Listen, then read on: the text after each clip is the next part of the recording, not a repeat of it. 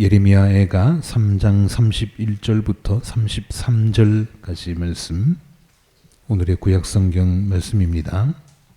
주님께서는 우리를 언제까지나 버려두지는 않으신다. 주님께서 우리를 근심하게 하셔도 그 크신 사랑으로 우리를 불쌍히 여기신다. 우리를 괴롭히거나 근심하게 하는 것은 그분의 본심이 아니다. 아멘.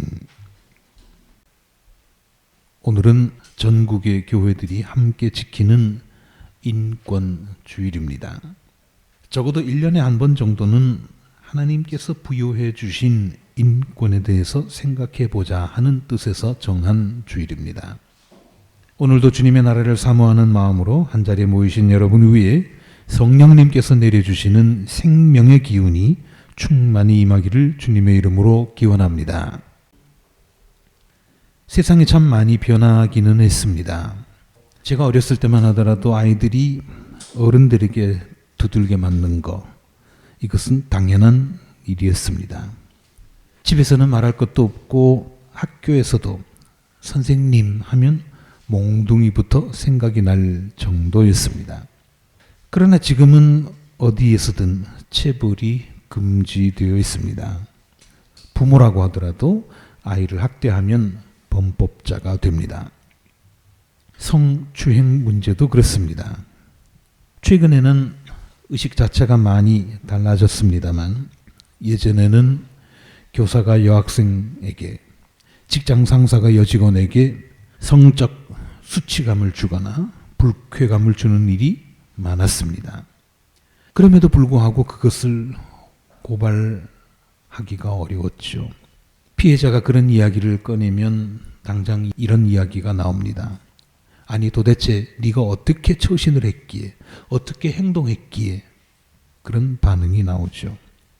그리고 요즘 이른바 갑질 이야기가 자주 나옵니다마는 강자가 약자에게 불이익을 줘도 그 처한 지위 때문에 항의조차 제대로 할 수 없는 일들이 많습니다. 대리점이 본사에 무슨 일로 항의하면 당장의 본사는 이렇게 나오죠.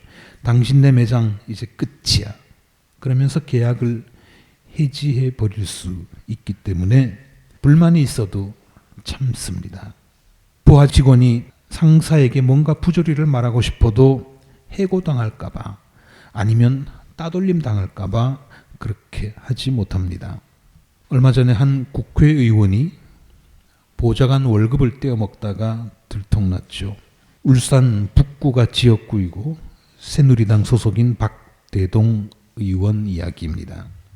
이 사람은 보좌관이 월급을 받으면 거기에서 매달 120만 원씩 되돌려 받았습니다.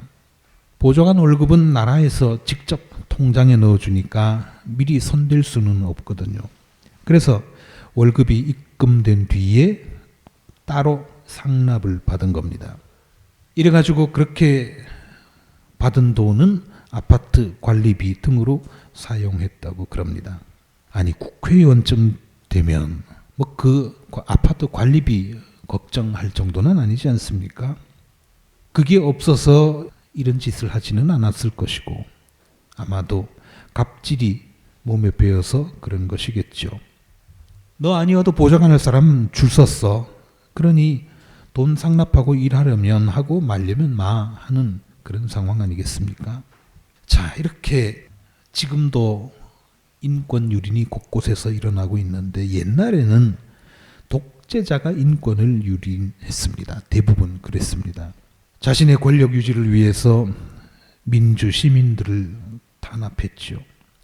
그런데 현대 사회에서는 독재자가 직접 인권을 유린하는 것보다 돈이 인권을 유린합니다. 지구상의 돈줄은 부자들이 다 쥐고 있기 때문에 그렇죠. 그래서 그들이 돈의 위력을 잃지 않기 위해서 사람을 인간 이하로 취급하는 것입니다. 그러나 이제 세상은 많이 바뀌었습니다. 아직도 어두운 구석이 없지는 않지만 크게 볼 때는 분명히 변해가고 있습니다. 어떤 경우라도 폭력은 안 된다고 하는 것, 그 누구도 갑질을 해서는 안 된다는 것, 성추행이나 폭행을 해서는 안 된다는 것, 추가 임금을 주지 않고 연장 근무를 시켜서는 안 된다는 것 등등.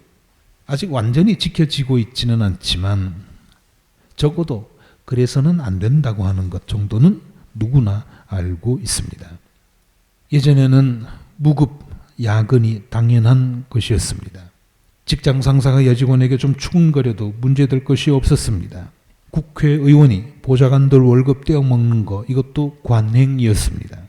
그러나 이제는 그게 안 됩니다. 안 걸리면 모르겠지만 한번 걸려서 SNS나 언론을 타면 그 파장이 걷잡을 수 없이 커집니다. 이것만 해도 상당히 큰 변화입니다. 그럼에도 불구하고 아직 인권 침해를 당하면서 고통받고 있는 사람들이 많이 있습니다. 그런 사람들을 향해서 하나님께서는 이렇게 말씀하십니다. 예레미야가 3장 31절 33절까지 말씀. 주님께서는 우리를 언제까지나 버려두지는 않으신다. 주님께서 우리를 근심하게 하셔도 그 크신 사랑으로 우리를 불쌍히 여기신다. 우리를 괴롭히거나 근심하게 하는 것은 그분의 본심이 아니다. 그분의 본심이 아니다. 하나님이 무능해서 또는 하나님이 관심이 없어서 그런 부조리를 그냥 두시는 것이 아니라는 것입니다.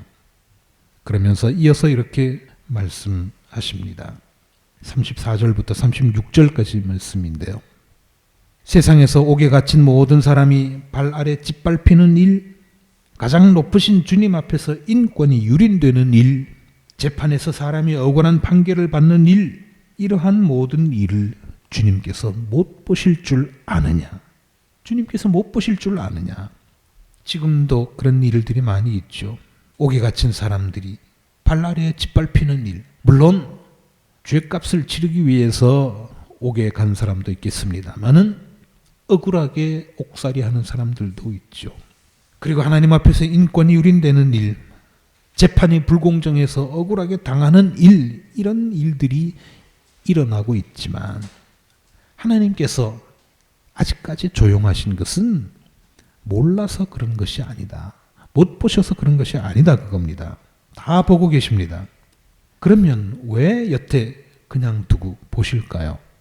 하박국 예언자는 세상 돌아가는 꼴이 너무 한심하고 답답해서 하나님께 이렇게 외칩니다.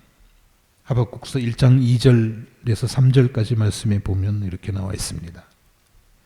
살려달라고 부르짖어도 듣지 않으시고 폭력이다 하고 외쳐도 구해주지 않으시니 주님 언제까지 그러실 겁니까? 어찌하여 나로 불의를 보게 하십니까? 어찌하여 악을 그대로 보기만 하십니까? 약탈과 폭력이 제 앞에서 벌어지고 다툼과 시비가 그칠 사이가 없습니다. 그런데 왜 하나님은 아는 체 하지 않으십니까? 하는 그런 말씀입니다. 정말 하나님께서는 왜 이런 부조리들에 대해서 침묵하고 계실까요? 그 답은 하나님은 생명의 하나님이시기 때문입니다. 생명의 하나님이시기 때문입니다. 마태복음서 13장에서 예수님은 이런 비유를 들려주셨습니다. 어떤 사람이 자기 밭에다가 좋은 씨앗을 뿌려 놓았는데 밤중에 원수가 와서 밀 가운데에 가라지를 뿌리고 갔습니다. 밀이 줄기가 나고 열매를 맺을 때 보니까 가라지가 있는 겁니다. 그래서 종들이 와서 말했습니다. 주인님, 가라지가 이렇게 났습니다. 우리가 가서 그것들을 뽑아버릴까요? 그러나 주인은 이렇게 대답합니다. 아니다. 가라지를 뽑다가 가라지와 함께 밀까지 뽑으면 어떻게 하겠느냐? 밀까지 뽑으면 어떻게 하겠느냐? 추수 때까지 둘 다 함께 자라도록 내버려 두어라. 추수할 때에 내가 추수꾼에게 먼저 가라지를 뽑아 단으로 묶어서 불태워버리고 밀은 내 곳간에 거두어 드리라고 하겠다. 이것이 하나님의 마음입니다. 우리는 어떤 문제가 생기면 그것을 바로 제거해버리면 해결이 될 줄 압니다. 그러나 세상이 그렇게 단순하지 않습니다. 하나님께서는 단세포적으로 이 세상을 창조하시지 않았기 때문입니다. 우리가 생각하는 것보다 훨씬 미묘하고 복잡합니다. 제가 생각하기에 하나님께서 창조하신 시스템 가운데 가장 으뜸은 생물의 자기 복구 메커니즘입니다. 자기 복구 메커니즘. 스스로 복구할 수 있는 능력을 만들어 두셨다는 거죠. 우리가 넘어졌을 때 보면 피부가 스쳐서 벗겨지고 상처가 나지 않습니까? 그 상처난 자리를 깨끗이 닦아주고 소독하고 피가 멈추면 다시 원래대로 매끈한 피부가 생깁니다. 물론 한 일주일 정도의 시간이 걸리기는 하죠. 아무것도 하지 않고 그냥 내버려 두어도 확실하게 낫도록 하나님께서는 그렇게 만들어 두신 겁니다. 세상 일도 그와 비슷합니다. 무슨 일이 생길 때마다 하나님이 간섭을 하시고 무슨 일이 터질 때마다 하나님께서 이래라 저래라 하시지 않는다는 얘기입니다. 물론 때때로 하나님께서 역사에 개입하시기도 하지만 가급적이면 웬만하면 저절로 해결되도록 두시는 것이 하나님의 방식인 것 같습니다.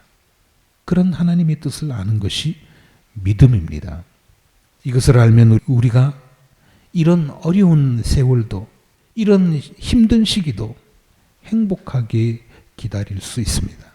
하나님이 몰라서 그냥 두시는 것도 아니고 무심해서 그냥 두시는 것도 아니기 때문에 언젠가는 이 일이 바로잡히도록 해 주실 것이기 때문에 그런 믿음이 있기 때문에 우리는 행복하게 기다릴 수 있습니다. 이처럼 하나님의 본심은 우리를 행복하게, 우리를 복되게 하시는 것입니다. 그분이 주시는 행복은 단시간이 그리고 일시적인 얻는 행복이 아니라 시간이 걸리더라도 오랫동안 지속될 수 있는 행복입니다.